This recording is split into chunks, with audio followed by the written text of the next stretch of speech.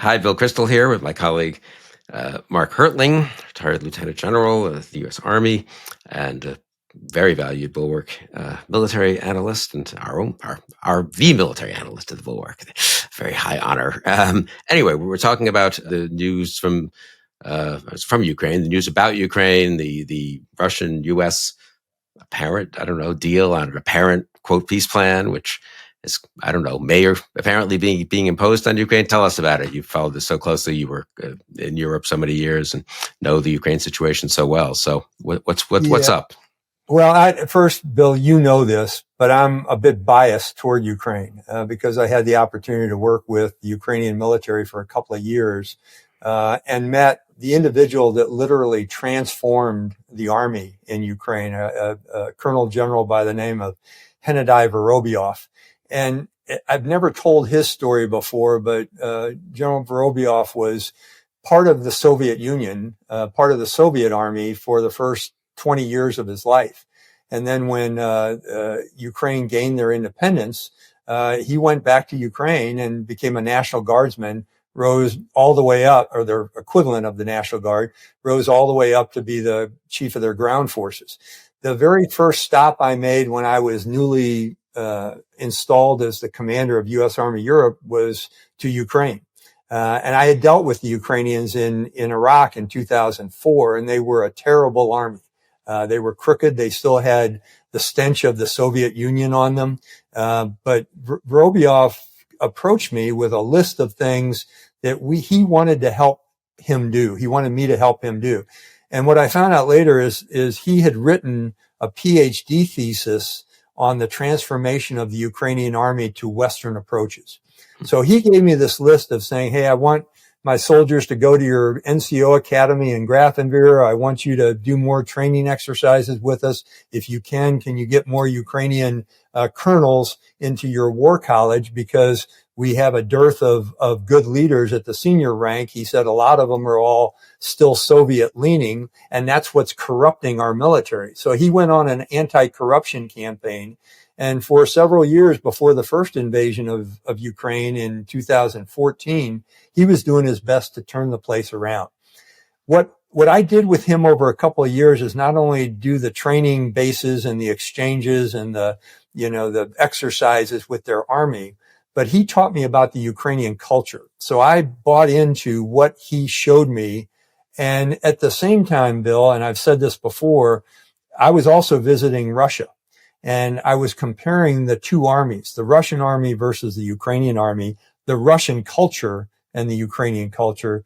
And it was just, it was night and day. So with that as kind of a prelude, what I'm seeing now, which is really sort of distressing, is, I admire the administration for attempting to bring about the peace process, to do something that will stop the killing.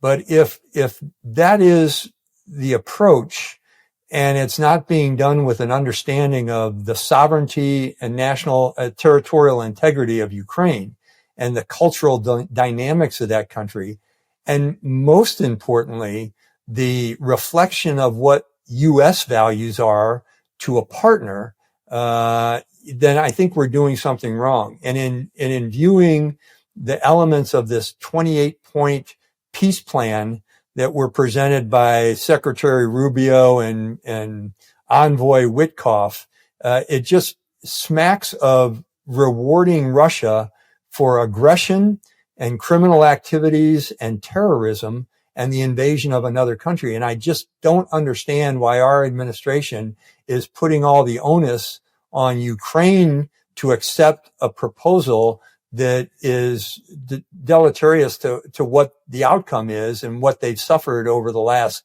4 years as they've fought off the fourth largest army in the world. A friend of mine who knows much more about this than I do says that the headlines are that they have to give back land, and they also would that it's really just a bunch of honestly sort of Putin talking points almost. I mean that they'd have to cut their army, we wouldn't be able to help them. They would all kinds of things that they, of course, no NATO, so there would be a huge risk in terms of their basic national security as well as giving back parts of provinces. And then also on the kind of cultural side, which you began with, I was interested that you did. I mean, Russian would have to be recognized as an official language. The Russian Orthodox Church gets special treatment. I mean, a real attempt to basically lay the groundwork. Do you think this is right? As my friend said, do what Putin has always dreamed of, which is kind of obliterating Ukraine's separate national identity. Well, it's interesting to me, and again, I don't mean to insult the Secretary of State or the Mr. Witkoff, but it really appears they have no understanding of the history between Ukraine and Russia. You know, what you just mentioned, even the history of the language of not even being able to speak the Ukrainian language. For about 40 years, that was the case inside of Ukraine. It was like a criminal offense to speak Ukrainian inside of Ukraine. And when you go back to Anne Applebaum's great book about the Red Famine, the title of the book about the 1930s Holodomor, where Stalin killed about 30,000 Ukrainian people through starvation, you don't understand the implications and the hatred between these two countries. And for Ukraine to fight as well as they have, and to be united not only with their army and their government, but also with their people to suffer the things that they've suffered and still want to continue seeking their determination of who they are. It just smacks to me of just craziness that we would be on the side of Putin in this kind of event. And even if you say the 28 points, some of them would be concluded and Russia would get the Donbass, which is two major provinces that they don't have, oblasts, which they don't have right now, and Crimea. You're talking about the potential for another frozen conflict. And in my time in Europe, there were a total of 5 frozen conflicts. Moldova with Transnistria, Armenia and Azerbaijan, Crimea and the Donbass, and Georgia. And 4 of those 5 are still in place. So what you're saying is Russia will take a bite out of a country, which they've done in all 5 of those frozen conflicts, stick around for a while, reboot, regenerate, and then come back and do it again. So it's a continual attrition warfare under the guise of a peace process. And it's just ludicrous to me that we would be accepting of that. And it seems to be something that we discussed with the Russians, but Ukraine and the Europeans, for that matter, our European allies, who were also Ukraine's allies, had no real part in the discussion. Is that your understanding? That's my understanding. Yeah, this was something put together by an envoy from Russia, along with Mr. Witkoff and Secretary Rubio. And Rubio, I saw a statement by him the other day where he said, well, this is just the going in position. Well, it's insulting. It's insulting to Ukraine, and it's insulting to the United States if we really understood the history of it. The other concern that I'll state, having spent 12 years of my life in Europe as part of the military, it's how much the Americans underestimate how viscerally our European allies have experienced this war and other wars within the region. It's not in the region for them. It's next door. They see Russian sabotage teams on a daily basis caught with explosives at power stations. They see Kremlin hackers probing parliaments. They see criminals and murderers attacking their parliamentarians. And they've lived with this kind of Russian intimidation for decades. And all of our European allies, the 49 countries in Europe, other than Belarus, understand exactly what's going on, and they want no part of it. And they can't understand why the United States is not standing up for its values. How dangerous is it that we could muscle Zelensky into accepting this? Could he accept this? You know, that's a great question. I don't think he will accept this. And he'll get the backing of every single European state to not accept this.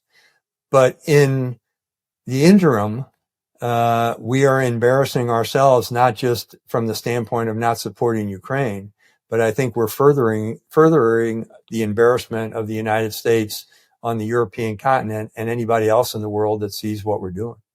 I think it's such an important point. I mean, that if you're elsewhere, if you're in Asia, if you're anywhere in the world, it's not as if we're under huge pressure. It's not like Vietnam, we're losing, thousands of soldiers, or Iraq, we're losing soldiers and spending hundreds of millions, I suppose billions of dollars. what do we do? We're not, Ukraine is, I mean, they're fighting, they're dying, they're fighting very bravely. We're helping a little bit, but honestly, at this point, it's a rounding error in our overall, I just imagine defense budget and so forth. And I mean, I myself would much prefer to see much more aggressive aid for Ukraine, but at least why not just keep the status quo? What's the pressure to do this? I guess I really don't understand it in that respect. Why? Well, what I'll say too is it comes along with some other pointed issues that we're seeing beyond Ukraine. So within the last month, there's been an announcement of taking U.S. forces out of Romania in our forward basing.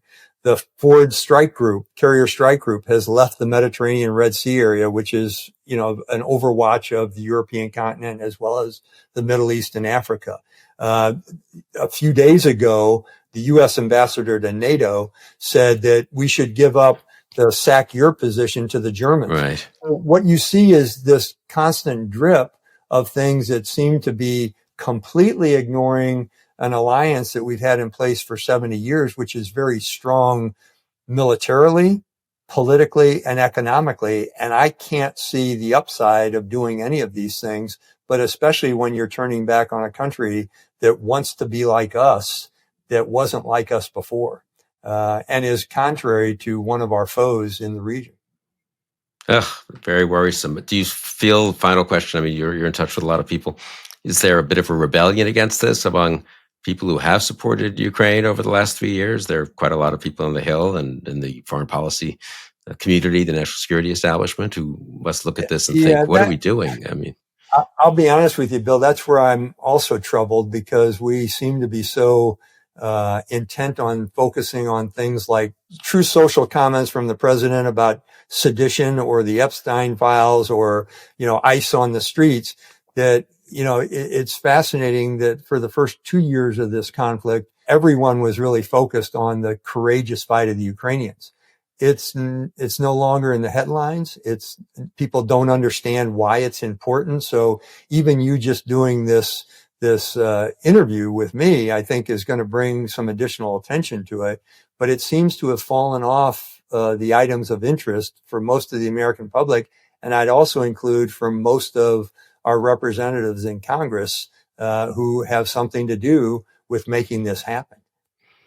Well, I hope we do get more attention, as you say, there's important geostrategic implications, but also about American values and the shape Right. of the world order, not just the precise, not that what happens in Europe isn't awfully important, or what happens in Ukraine itself isn't very, very important, but it has such broad implications, it seems to me, that this path we sort of have embarked on. I suppose it's not too late to turn around, though, perhaps, and the Trump administration has a certain amount of, that they have had other false starts. Maybe people are a little too confident for that reason, that this is just another talking point. But if you negotiated with the Russians, it has a little bit of a different status, don't you think? I mean, it's a little harder to walk this one back, unfortunately. Well, just like many other leaders, Putin is not only a criminal, but he's sometimes very charismatic, and he can sway other authoritarian leaders. Every single president we've had has said, I either see inside their soul, or I know what he's thinking, or now we've got Trump who wants to be best friends with him. And they don't understand that you're dealing with a murderer. He's worse than Epstein. I'll put it that way. He's much worse than Epstein. So it's just another person you want to collude with, to our greater detriment. It's a sobering note to end on, but an important one. And I hope this conversation does. It's been very educational for me. And thank you Mark, for really taking the time to help educate all of us on this challenge we now face. Thanks, Bill. I appreciate you asking about this one. Appreciate it.